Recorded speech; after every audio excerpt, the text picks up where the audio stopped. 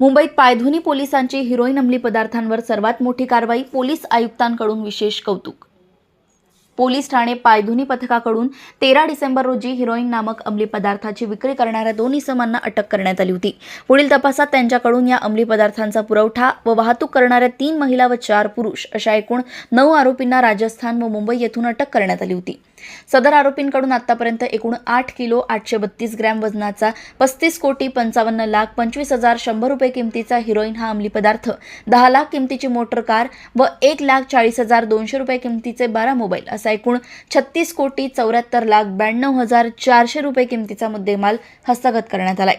सदरची कारवाई मुंबई अतिरिक्त पोलीस आयुक्त अभिनव देशमुख, पोलीस उपायुक्त विजयकांत सागर, सहाय्यक पोलीस आयुक्त रेणुका बुआ, वरिष्ठ पोलीस निरीक्षक विनोद गावकर, पोलीस निरीक्षक अभिजित शिंदे यांच्या मार्गदर्शनाखाली पोलीस निरीक्षक सलीम खान, पोलीस उपनिरीक्षक सचिन लहानमगे, अनिल वायाळ, पोलीस हवालदार खान, निकम, शेंडे, ठाकूर, पोलीस शिपाई घोडे, पडवी, अलदर, इतापे, पाटील आणि जगदेव यांनी केली।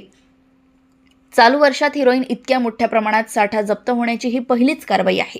त्यामुळे पायधुनी पोलीस अधिकारी व पोलीस कर्मचारी यांचे मुंबई पोलीस आयुक्त श्री देवेन भारती यांनी विशेष कौतुक केले। मुंबई येथून महेश वैद्य यांची रिपोर्ट।